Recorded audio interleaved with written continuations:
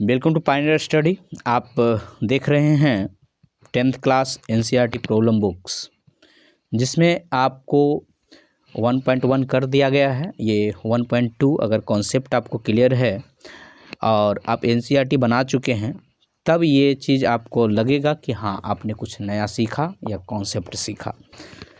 चूँकि एनसीईआरटी बहुत जगह पे आप पढ़ चुके होंगे, फिर भी इसमें आपको कहीं ना कहीं परेशानी हो सकती है। तो चलिए शुरुआत करते हैं। आपका पहला प्रश्न क्या कह रहा है?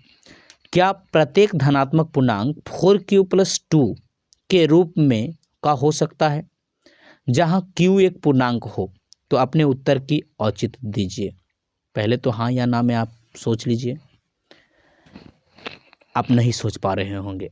तो चलिए शुरुआत करते हैं, आपको इक्वलेट विभाजन पे लेके चलते हैं। इस पे ध्यान दीजिए, ये 4q है, मतलब 4 से भाग दिया गया है, और ये r जो है शेषफल 2 है।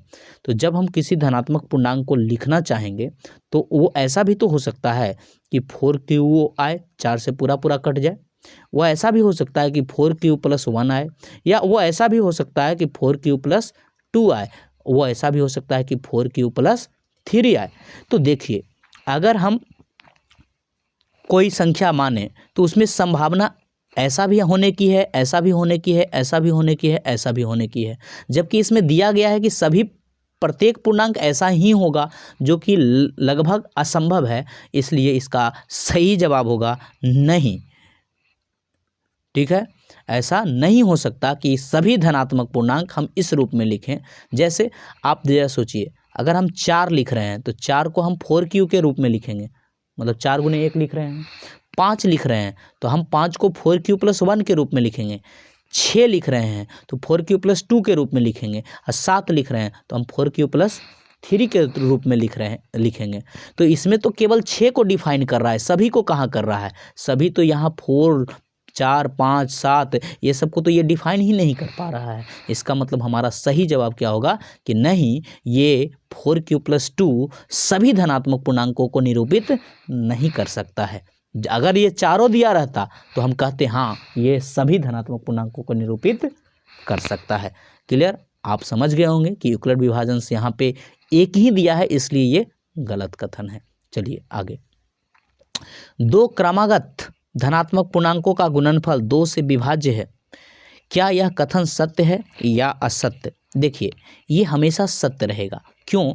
अगर हम एक मान लेते हैं कि n है और एक जो n+1 है, ये सदैव सम संख्या होगी। क्यों? क्योंकि अगर n सम संख्या है तो ये विषम होगा, और विषम गुने सम सम होता है, और सम संख्या 2 से विभाजित होती है। अगर ये विषम संख्या है तो ये वाला सम होगा, क्योंकि उससे एक ज़्यादा जो होगा वो क्या होगा?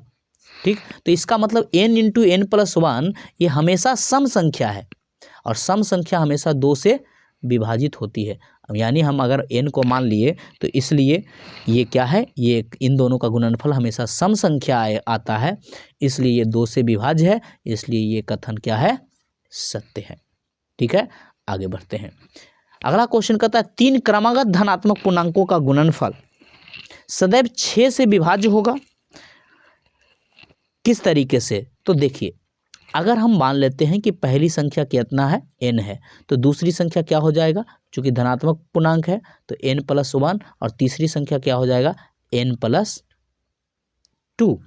ठीक है, अब अगर गौर से देखा जाए तो ये n × n+1 × n+2। ठीक है, अगर हम यहाँ पे 1 भी रखते हैं, मान लेते हैं n का मान 1 रखते हैं, तो ये 1 1 क्या हो जाएगा? 2, और ये 2 1 क्या हो जाएगा? 3। तो ये इन तीनों का जब गुणनफल करेंगे तो ये 2 से भी विभाजित होगा और 3 से भी। 2 भी रख के देखिएगा, 3 भी रख के देखिएगा, कोई भी रख के देखिएगा, तो उसमें से तीनों में से कोई एक संख्या जरूर होगा जो 2 से विभाजित हो, और एक संख्या ऐसा जरूर होगा जो 3 से विभाजित हो। इसका मतलब है कि 2 और 3 दोनों से चूंकि विभाजित जो संख्या होती है वो क्या होती है?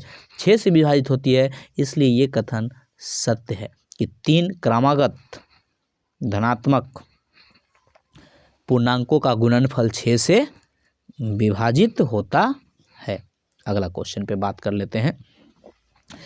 लिखिए कि क्या किसी धनात्मक पूर्णांक का वर्ग 3m+2 के रूप का हो सकता है, जहां m एक प्राकृतिक संख्या हो। इसके उत्तर की औचित्य दीजिए। देखिए, जब हम बोल रहे हैं कि किसी धनात्मक पूर्णांक का वर्ग, तो अगर हम उस धनात्मक पूर्णांक के वर्ग को हम मतलब उस धनात्मक पूर्णांक को a मान लें और a का वर्ग की बात कर रहे हैं, 3m से भाग कर रहे हैं, तो एक होगा 3m+1, एक होगा 3m+2 और एक होगा 3m। ठीक है, तो 3m। अब अगर हम इस a 3m के रूप में है तो इसका जब वर्ग करेंगे तो क्या ये 3m ही आएगा, 3m के रूप में होगा, तो 3 तिया 9m²। तो इसको तो हम लिखेंगे कौन सी 3m, मतलब 3 × 3m² लिख सकते हैं ना।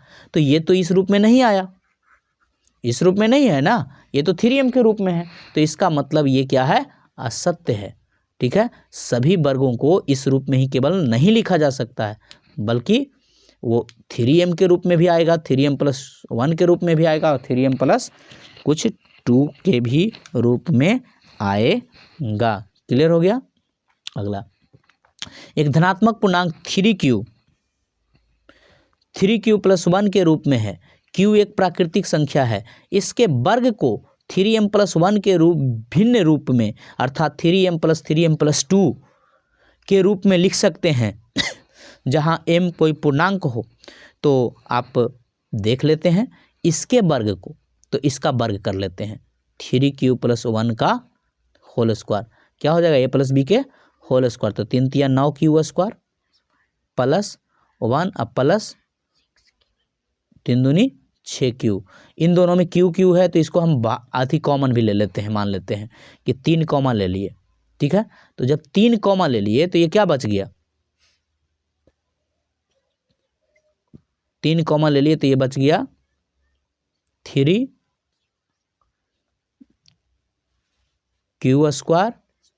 +2 और +1। तो क्या इस रूप में आया, इन दोनों में से कोई रूप में आया इसका वर्ग? नहीं ना, ये तो उसी रूप में ना है। अगर इसको m मान भी लें तो ये तो 3m+1 के रूप में है, हैं? ये 3m या 3m+2 के रूप में नहीं ना है। तो इसका मतलब ये कथन क्या हो गया, गलत हो गया, ये भी ऐसा संभव नहीं है। अगला क्वेश्चन, दोनों संख्याओं 525 और 3000 केवल 3, 5, 15, 25 और 75 से विभाजित है। तो इनमें से कौन सा HCF कौन होगा? देखिए, HCF वो होता है जो सबसे बड़ी संख्या इन दोनों को विभाजित करे। तो चूंकि 3, 5, 15, 25, 75 से ही ये भी दोनों विभाजित है, तो इसमें से सबसे बड़ा 75 है, इसलिए इसका HCF क्या होगा, 75 होगा। ठीक है, स्पष्ट कीजिए कि इतना एक भाज्य संख्या है। देखिए ये प्लस है, इधर भी 7 है, इधर भी, तो चूंकि ये 7 कॉमन ले सकते हैं तो ये हो गया कितना, 7, 5 तिया 15, अब प्लस ये कौची बच गया 1, तो ये क्या कहलाएगा 7 × 15 1। तो ये 7 से तो विभाजित है ना, ये संख्या 7 से विभाजित है, इसलिए हम क्या कहेंगे, ये भाज्य संख्या है। क्यों? क्योंकि ये 7 से विभाजित है। ठीक है, तो ऐसे क्वेश्चनों में कॉमन लेके ही देखा जाता है। क्या किन्हीं दो संख्याओं का HCF 18 और LCM 380 हो सकता है? एक बात याद रखिए, HCF जो LCM होता है वो हमेशा HCF से विभाजित होता है। तो आप पहले ये चेक कर लीजिए कि क्या 380 18 से भाग लगेगा। अगर नहीं लगेगा तो वो भी ऐसा संभव ही नहीं है कि HCF 18 हो और अथी, तो चेक कर लिया 18 दूनी 36 2 0 नहीं लगेगा। इसका मतलब ये संभव नहीं है, क्योंकि LCM HCF से क्या होता है, विभाजित होता है। कहता है बिना लंबी विभाजन के ज्ञात कीजिए कि इतना का दशमलव प्रसार शांत होगा या अशांत होगा। इसके लिए आपको करना क्या होता है गुणनखंड करना होता है। ठीक है, क्या करना होता है, गुणनखंड करना होता है। तो अगर आप देखिए तो ये आपको कट जाएगा, 21 बार में कट जाएगा, 21 × 5 = 75 से, तो 500 नीचे हो गया और ऊपर हो गया 147। ठीक है, तो नीचे 500 का अगर देखिएगा तो 500 का गुणनखंड क्या होगा, एक तो 5 होगा और गुणनखंड डायरेक्ट निकालने के लिए बता रहे हैं, 5 हो गया और जे को 0 रहेगा ना उतना 2 5, ठीक है। तो इसका मतलब इसमें तो नीचे खाली 2 5 ही बच गया ना, तो इसलिए ये हमारा क्या हो जाएगा, शांत होगा, ठीक, शांत होगा, इसका दशमलव प्रसार शांत होगा। पहले क्या करते हैं, पहले अगर इन दोनों में कोई चीज़ कॉमन है या कट सकता है तो पहले काट लीजिए और उसके बाद तय कीजिए कि क्या ये 2 5 के रूप में है या 2 5 के अलावा किसी और रूप में है। चलिए आगे क्वेश्चन कहता है, अगला क्वेश्चन क्या कह रहा है, तो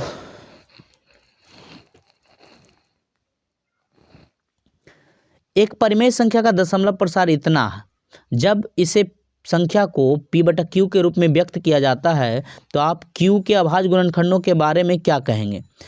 पक्का है, जो चूंकि ये शांत है ना, ये शांत है, तो q का जो अभाज्य गुणनखंड होगा, जैसे इसका क्या होगा, 1 पर कितना 0 होगा, 1 2 3 4, 1 2 3 4, और ऐसा कंडीशन क्या होता है, नीचे 2 पर पावर 4 गुने 5 पर पावर, तो खाली 2 और 5 के रूप में आएगा, यानी q का गुणनखंड इतना ही आएगा, ऊपर तो खाली दशमलव हटा के लिख देना होता है, ठीक है। तो इसके साथ ही आपका ये चैप्टर समाप्त हुआ।